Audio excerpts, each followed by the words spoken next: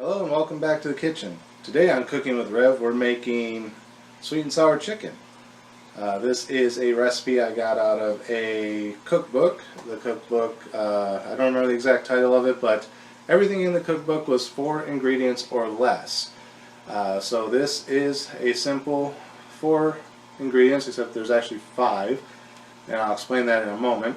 But it's real simple, easy recipe, kind of like the meatloaf was, similar to the 8-can vegetable soup that we made previously, but this one actually goes in the oven, so we're actually going to do some baking today. So let me flip the camera around and I'll show you the ingredients and tools we're going to need. Okay, our first ingredient is we need some boneless, skinless chicken breasts, approximately 2 pounds. The recipe says 2 to 3 pounds, but we're going to do 2. I may not even use the full bag because I'm not sure if my mother's going to eat this because she doesn't tend to like Chinese-based foods. So I don't know if she'll like sweet and sour chicken or not, but so I'll probably leave a couple of the chicken breasts just so she can fry them up whenever and have a grilled chicken breast.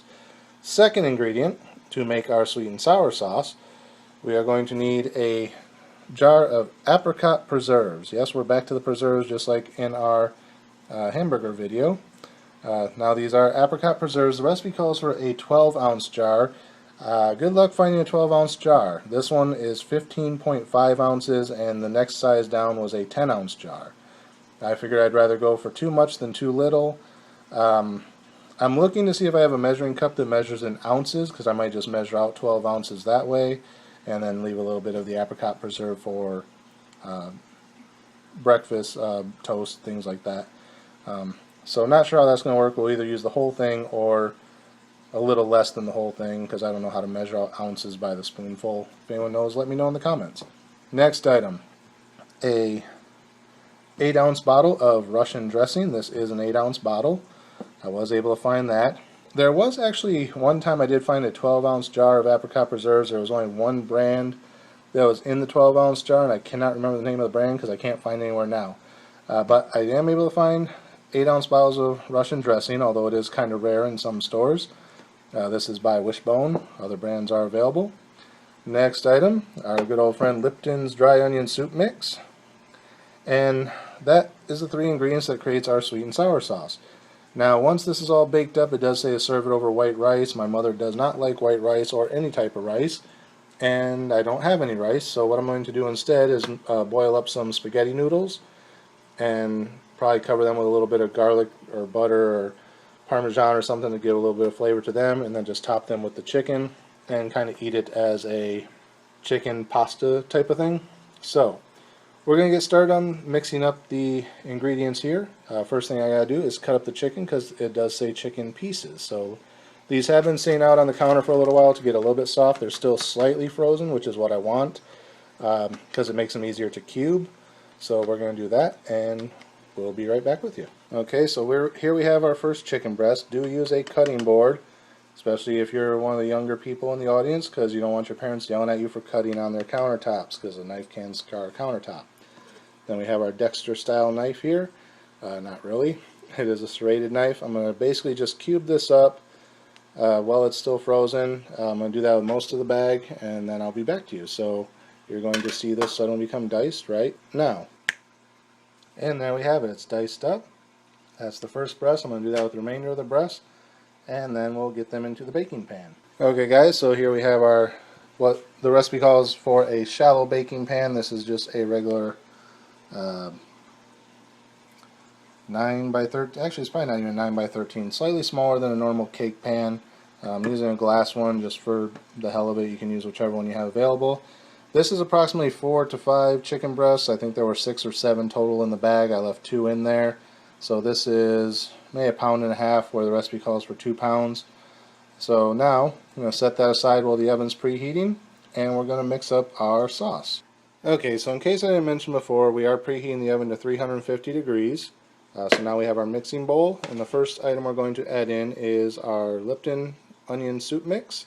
Again, it does call for 1 package. The first time I ever made this, I used 1 envelope, I believe, or I doubled up the ingredients to where I could use 2 envelopes, because I think the first time I made it, I couldn't find a 12-ounce jar, but I could find a 24-ounce jar of the apricot preserves, and then I found like a 16-ounce bottle of Russian dressing. So I ended up using both envelopes, and it tasted fine. But as I've learned, it says one package, which I'm assuming means both envelopes. So we're going to empty the envelopes into the mixing bowl, and we will go from there. Okay, so here we are, ready to mix in the dry onion soup mix. Hopefully you guys can see this okay. I'm trying a slightly different angle, and I can't exactly see what I'm doing. So again, you want to shake your packages just to get everything to drop down into the bottom so nothing's up here that you're going to lose. Just going to rip that open. Empty that into the bowl. Again, shake out all the little seasonings. They are very important. And we're going to go ahead and add in the second one as well.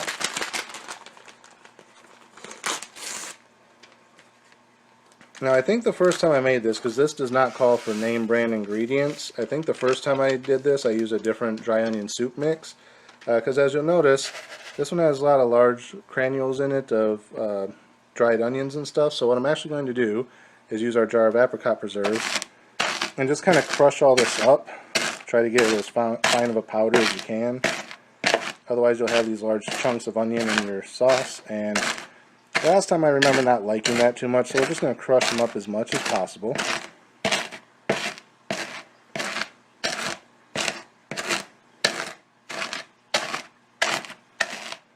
As you can see already, it's kind of more powdery, but it's still kind of big.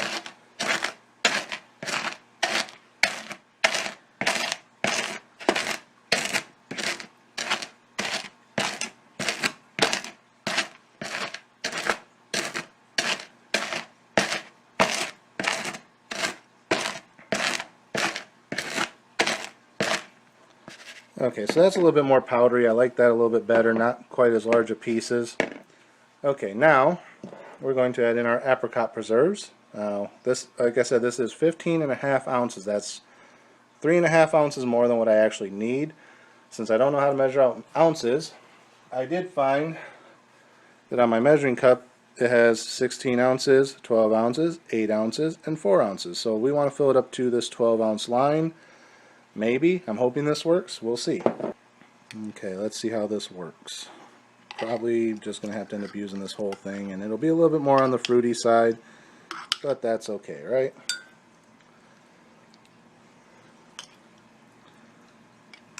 How ripped off would I feel if this 15.5 ounce jar only filled it up to 12 ounces?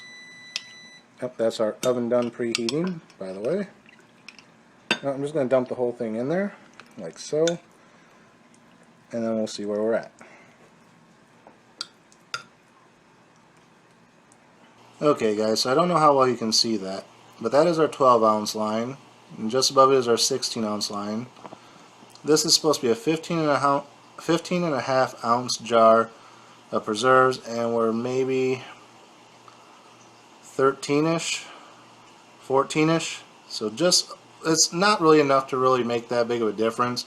So I'm just going to use the whole thing, and then we'll move on to the next step. Okay, so we're back to our mix of crushed up pepper stuff, and now we're going to add in our just over 12 ounces of apricot preserves. And then the next thing is our 8-ounce bottle, proper measurement of Russian dressing. So now the whole bottle goes in.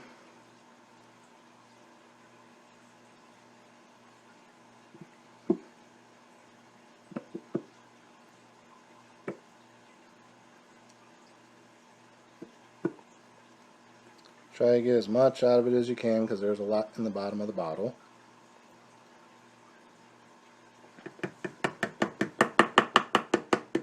Alright, that should be good enough. We got the majority of it. And now we mix all this together. So let me find something to mix with. I guess a fork will work.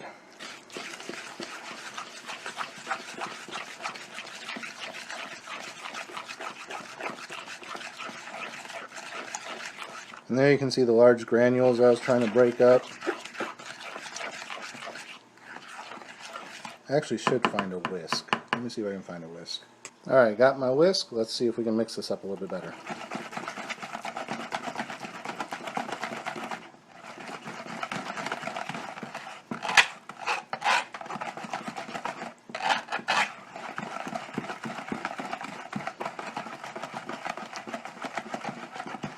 You want it to be kind of smooth, not real lumpy. You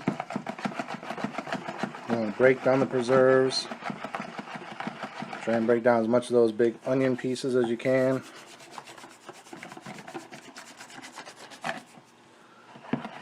Like I said, I probably should have ground that up a little bit more, but it's better than it would have been had I left them whole. Yeah, I think that's about as good as we're going to get, so let's give it a little taste test.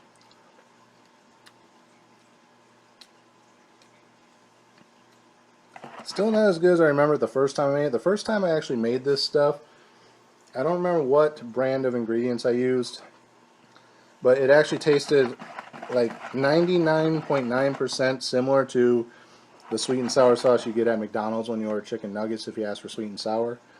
That's what this tasted like. This doesn't taste bad, but it doesn't quite taste like that. I'm almost debating if I should have put that second envelope of onion soup mix in, because it does have a heavy oniony taste, but once it bakes out I probably won't even notice it.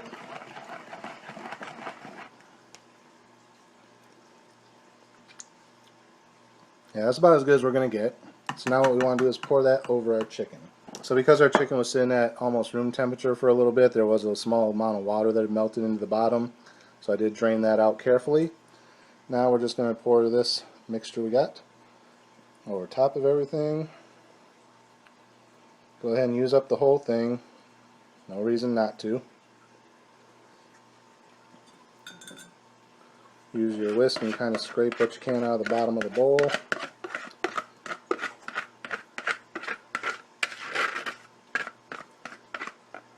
Like that. Spread it around over top of the chicken. Get a nice even coating all the way around, like so. And there in the corner you can kind of see that water I was talking about, but it's not horrible. I don't want to try and drain it off because I'll end up spilling out all the stuff. It'll bake out in the oven. Now we pop this into the oven for an hour and a half. So I'm going to pop that in and we'll see you in 90 minutes. Alright guys, one other thing real quick. I filled my measuring cup up to the exact 12 ounce mark and then dumped it back in here to see exactly how much I would have had to take out. It would have been that much because this jar was right up to the rim. So as you can see, a couple ounces isn't really all that much. So if you go with the 15 ounce jar, cool. If you do find a 12, cool. I'd rather go more than less because, like I said, had I got the 10 ounce jar, it might have only filled up to like the 8 ounce mark line on the thing. Then we wouldn't have had, it would have been 4 ounces short instead of 2. So yeah, just for science purposes, there it is. Alright guys, so it's been approximately 45 minutes, halfway through the cooking time. So we're going to open it up and take a look there. Looking pretty good. I am going to give it a quick stir, but before I do that, I'm going to get started on the next step. So I got this pan out. I'm going to fill it up with some water and turn it on to boil. If you're wondering why this pan is oblong shaped, it is specifically designed for cooking spaghetti noodles or any other type of elongated noodle. So basically, as you can see, they all fit directly in there. You can put lasagna noodles in there, whatever. I didn't realize my mother had this pan. This is a Rachel Ray pan, I believe. Yeah, it says it there on the handle. And yeah, if I would have known this, I would have used it the other day when I made lasagna, which you guys didn't see. I'll have to do that one in a separate video. Okay, so I'm going to get some water on to boil, stir the chicken, and we'll be back shortly. Okay, so now we have the water boiling, so I'm going to add in the noodles. Entire box here, maybe. There we go. Push those down in there where they belong. Going to reduce the heat, and we're just going to cover that and let them simmer for a little bit. And we'll be back to that shortly. Okay, so the pasta has been boiling for about 8 minutes now, so it is done and ready to be taken off. So we're going to turn off the heat. I'm going to get out a strainer and drain this, and not sure what I'm going to do with it yet after that. We still got about another half hour for the chicken to cook. As you can see, I gave it a stir. It's doing pretty good. And yeah, so I'm going to figure out what I'm going to do with this, and we'll be back. Okay, so we've strained the noodles, put them back in the pan. It's off the burner. So now they're just kind of sitting here, and if we let them sit for the next half hour while the chicken finishes cooking, they're going to start to stick together. Now normally people would add a little bit of oil to this. I'm actually going to use a little bit of butter. I don't know how much that is, a couple tablespoons. Just throw that in there. We're going to mix around, let that coat evenly all over. We probably didn't need quite that much, but that's okay. The heat from the noodles, for being still warm, should let this melt pretty evenly. You just want to give it a good mix in. Just enough to coat all the noodles so they don't stick.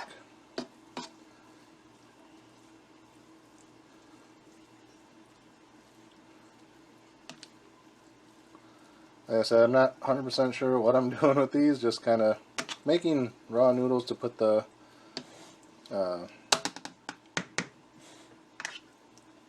sweet and sour chicken onto.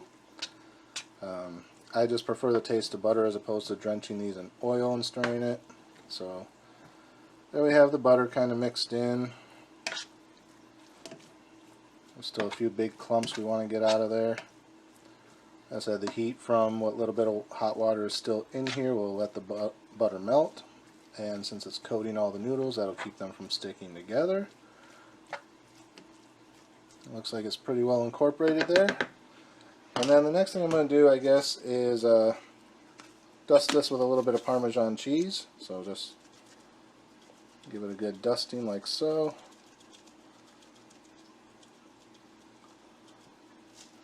And there ain't a whole lot of Parmesan cheese left, so I'll have to get more of that at the store tomorrow. Now we're just going to give this another toss, just so everything's kind of evenly coated throughout.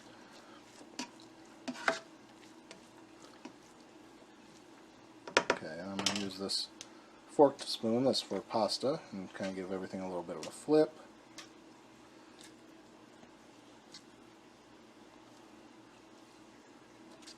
Just get everything kind of mixed in a little bit better, like so.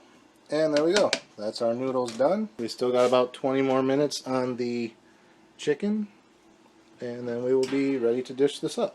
So I'm going to put a lid on this just to keep it warm, and we will be back in about 15-20 minutes. Okay, it's been about 5 minutes longer than I planned. I just want to give it an extra couple minutes. And there you can see it's looking pretty good again. So we're going to go ahead and take it out of the oven. Hopefully this burner's cooled down enough now. I can just set it right up here.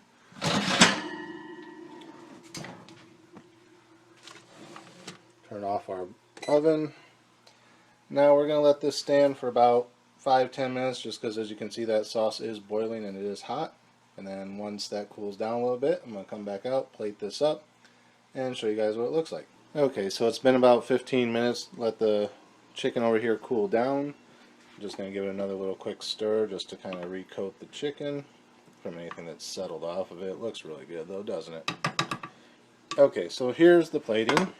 So I'm going to remove the lid off of the pasta, and we're going to dish out a bit of the pasta into our bowl. If I can do it without making a mess, I am working one-handed here.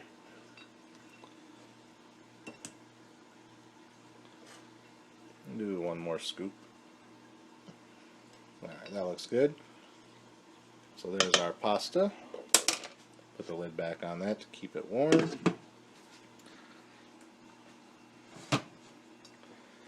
Now we're going to come over here to our chicken. And I am using a slotted spoon now, so I'm going to just get a few pieces of chicken, let some of that sauce drip out of the bottom. And I'm just going to kind of dish it over the top. Another scoop, and on top, and one more little bit. Gotta save some for my mom in case she wants it. If not, I'll have more later. So there is that. And you can get a little bit of the sauce if you want. Kind of drizzle it around to coat the noodles a little bit. And there we have it. And there you have my dinner for tonight. Sweet and sour chicken on Parmesan noodles. I was going to put some garlic in the noodles. I forgot that earlier. So yeah, if you got garlic powder, just sprinkle a little bit of that in with when you do the Parmesan. Give it a little bit of a garlicky taste. I forgot, but it should be fine the way it is. Alright, so there you have it for this episode. Hope you enjoyed this one. Again, if you guys do try these recipes, post pictures either on Instagram or Twitter, or if you can post them on Facebook, I don't know if you can. Leave comments down in the leave comments down in the comment section. Let me know if you enjoyed it, how you would change it, how you would improve it, or just what you chose to do with it. So anyway, that is it for this episode. Again, as always, thank you guys for watching. Remember, like, comment, subscribe, share the video. Links are in the description and in one of these upper corners somewhere towards the bottom right-hand corner of the channel banner. And until next time, get out of the kitchen.